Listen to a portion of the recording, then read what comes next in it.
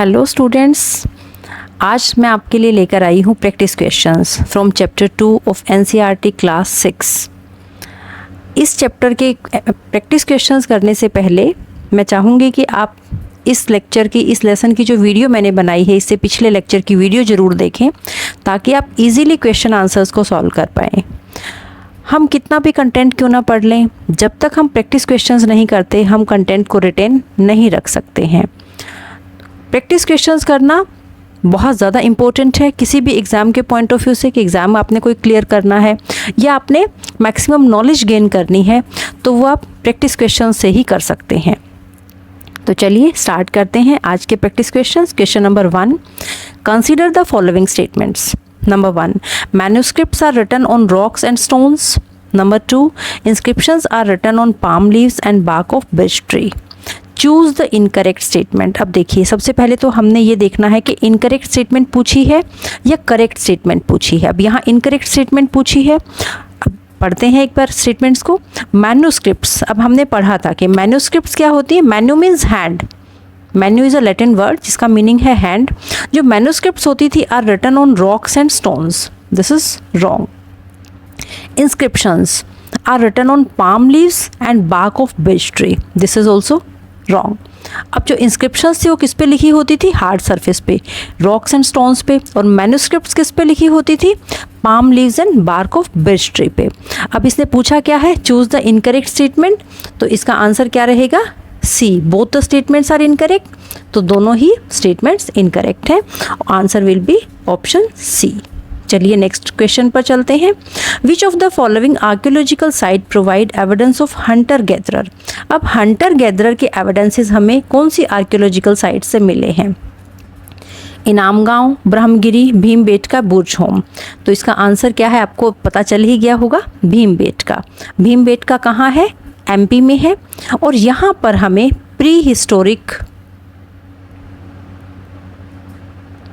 Rock painting के भी evidences मिले हैं। अर्लीस्ट जो हमें रॉक पेंटिंग्स के एविडेंसेस मिले हैं वो भीमबेटका से मिले हैं। और यहाँ का जो आदमी था, यहाँ का जो अर्ली मैन था, वो हंटर गैदरर था और बहुत स्किल्ड गैदरर था और हंटिंग करता था। चलिए नेक्स्ट क्वेश्चन पर चलते हैं। Consider the following statements in context of construction of stone tools. अब देखिए, स्टोन टूल्स जहाँ बनते थे उसके बारे में कुछ हमसे पूछा गया है। A, places where stone tools were made were known as factory sites. B, the technique used in manufacturing of these stones tools were called pressure flaking. Which of the following statements are correct. अब हमें क्या बताना है, correct बताना है। देखिए, जो places, जिन places पर स्टोन टूल्स बनते थे उनको फैक्ट्री साइट्स कहा जाता था। ये नोमेनक्लेचर की बात है, ये सही आंसर है। और जो टेक्निक यूज़ होती थी इन स्टोन टूल्स को बनाने में उसको प्रेशर फ्लेकिंग कहा जाता था। दो तरह से स्टोन टूल्स बनते हैं। एक तो बनते हैं कटिंग से, कि एक के ऊपर दूसरा स्टोन से चोट मारेंगे और उसको ब्लंट शेप देंगे। और दूसरी टेक्निक क्या होती है, वो होती है प्रेशर फ्लेकिंग टेक्निक। इसमें क्या होता है कि एक भारी पत्थर से दूसरे पत्थर के ऊपर प्रेशर डाला जाता था और इस तरह से टूल्स बनाए जाते थे। तो दोनों ही स्टेटमेंट्स क्या है, correct. Answer will be option C, both statements are correct. चलिए नेक्स्ट क्वेश्चन पर चलते हैं।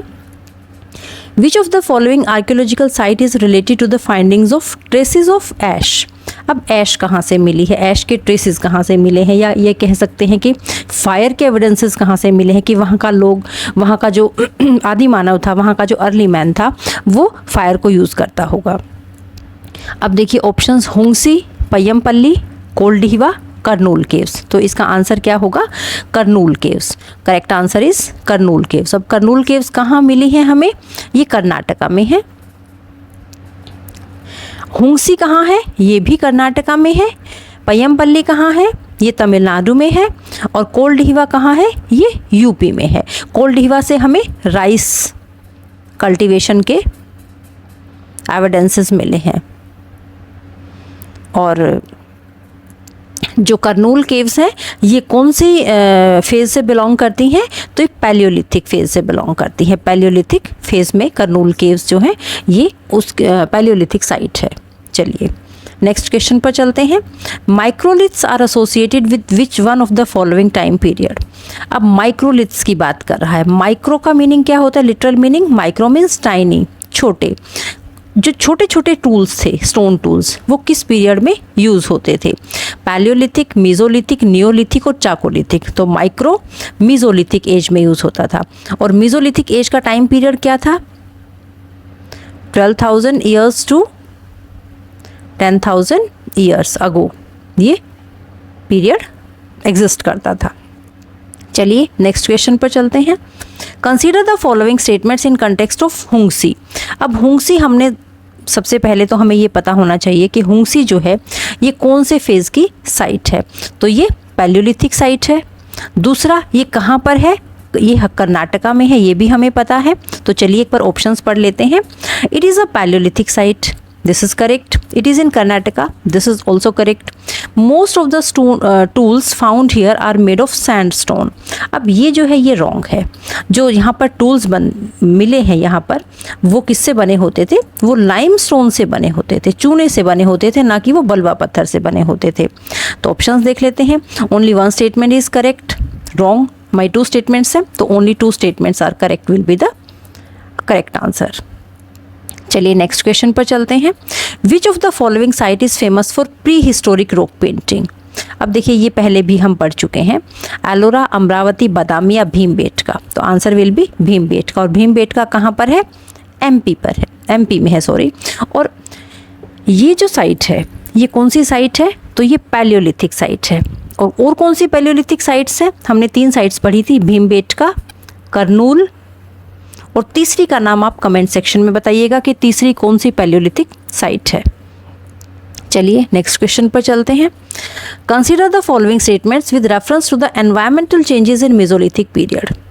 अब मेसोलिथिक पीरियड में बहुत ज़्यादा एनवायरमेंट चेंजेस आए, एनवायरमेंट बदला, वार्म टेम्परेचर हुआ।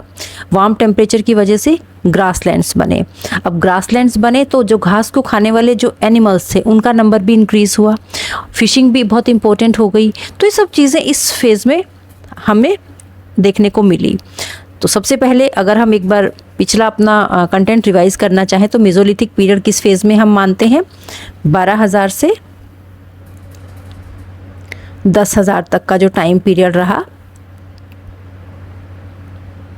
उसको हम मेसोलिथिक पीरियड के नाम से जानते हैं। और इसमें अब हम स्टेटमेंट्स पढ़ लेते हैं। Statement 1, increase in temperature led to the development of grassland. अब क्या हुआ था कि जब टेम्परेचर बढ़ा तो ग्रासलैंड का नंबर भी बढ़ा। This statement is correct. Statement 2, number of goat, sheeps, deer increased. तो इन जो ग्रास ईटिंग एनिमल्स थे उनका नंबर भी बढ़ा, ये भी सही है। Statement 3, fishing became an important activity, ये भी सही है। तो तीनों ही हमारे जो स्टेटमेंट्स हैं वो करेक्ट हैं।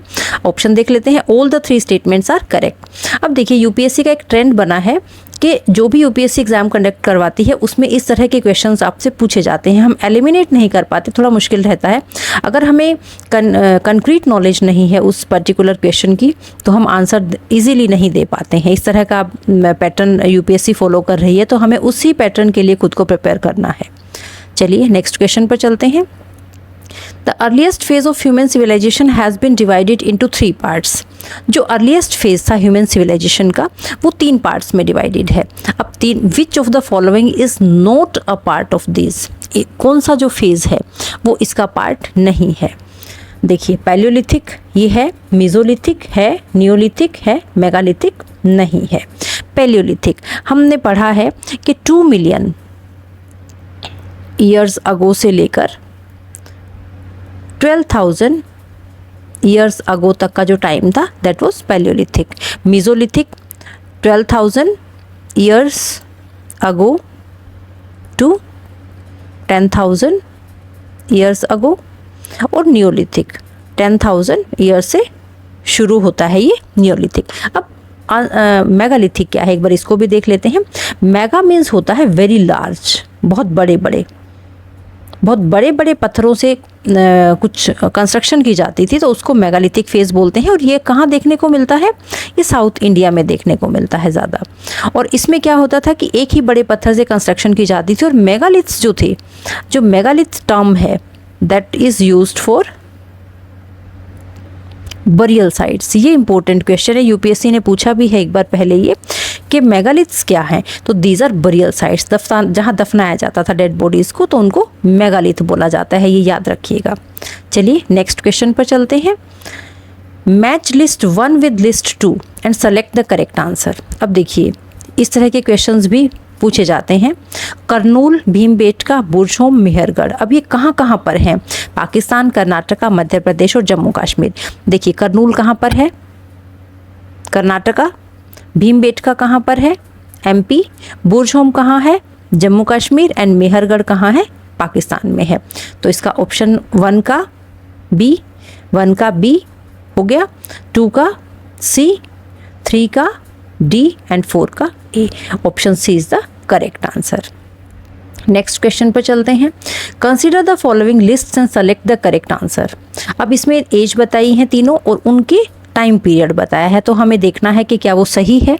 Palaeolithic age 12,000 years ago to 10,000 years ago, this is incorrect. Mesolithic age 10,000 years ago to 5,000 years ago, this is also incorrect. Neolithic 2 million years ago to 12,000 years ago, this is also incorrect. इसे interchange किया है और यहाँ पर ये 5,000 नहीं आता है। पैलियोलिथिक जो है वो ये है, मीजोलिथिक ये वाली है और नियोलिथिक ये है। तो इसमें कौन ऑप्शंस देखिए, ABC are correct, no, all are incorrect, this is the correct answer. चलिए नेक्स्ट क्वेश्चन पर चलते हैं। Consider the following statements in context of Mehrgarh. अब मेहरगढ़ कहाँ पर है? मेहरगढ़ पाकिस्तान में है। मेहरगढ़ के बारे में कुछ हमें स्टेटमेंट्स दी गई हैं। This site is located in a fertile plain near Bolan pass, yes ये करेक्ट स्टेटमेंट है। Bones of many wild animals such as pig और हॉर्स की भी यहाँ पर मिली हैं, आर फाउंड हियर, तो ये करेक्ट स्टेटमेंट है। रिमेन्स ऑफ स्क्वेयर और rectangular houses are also found, ये भी करेक्ट स्टेटमेंट है। इवन जो मेहरगढ़ है वो फेमस ही इनके लिए है कि ये वाइल्ड एनिमल्स के यहाँ पर बोन्स मिली हैं। स्टेटमेंट 4, ईच हाउस हैड 6 और मोर कंपार्टमेंट, नहीं 6 तो बहुत ज़्यादा हो जाते हैं, तो ऑप्शन देखने से ही लग रहा है कि ये गलत है स्टेटमेंट, तो दिस स्टेटमेंट इज़ रॉन्ग। हालांकि इसका अगर करेक्ट आंसर देखें तो 4 और मोर कंपार्टमेंट्स थे और शायद उनको स्टोरेज के लिए यूज़ किया जाता था। All statements are correct, no. All statements are incorrect, no. 2 statements नहीं, हमारी 1, 2, 3 स्टेटमेंट्स करेक्ट हैं, तो आंसर क्या हो जाएगा? 3 स्टेटमेंट्स आर करेक्ट। चलिए नेक्स्ट क्वेश्चन पर चलते हैं। Which of the following site belongs to Neolithic age. अब देखिए ये हमने पढ़ा था कि नियोलिथिक साइट से की कौन सी एज की कौन सी साइट्स हैं, पैलियोलिथिक की कौन सी है, तो जो नियोलिथिक है इसकी साइट है चिरांद। भीमबेटका किसकी है? पैलियोलिथिक की। करनूल किसकी है? पैलियोलिथिक की। और भीमबेटका कहाँ पर है? एमपी में है। करनूल कहाँ पर है? कर्नाटका में है। और चिरांद कहाँ पर है? चिरांद है बिहार में। और चिरांद क्यों फेमस है? तो जो चिरांद है, पहली बात तो ये बिहार में है और यहाँ से हमें कई तरह के टूल्स मिले हैं, एक तो ये इम्पोर्टेंट है। और दूसरी बात यहाँ पर किस तरह के टूल्स मिले हैं, तो हाथी दांत से बने हुए टूल्स यहाँ पर मिले हैं, इसलिए ये साइट बहुत ज़्यादा इंपॉर्टेंट है। और ये एक नियोलिथिक साइट है। और नियोलिथिक का टाइम पीरियड कब से शुरू होता है? तो 10,000 ईयर्स अगो नियोलिथिक का टाइम पीरियड शुरू होता है। तो आप सभी अपना स्कोर ज़रूर बताइएगा कमेंट सेक्शन में, और ज़्यादा से ज़्यादा इस वीडियो को शेयर कीजिए, लाइक कीजिए, सब्सक्राइब कीजिए और बेल आइकन को प्रेस कीजिए ताकि आपको वीडियो की नोटिफिकेशन टाइम टू टाइम मिलती रहे। Thank you for watching this video. Thank you very much.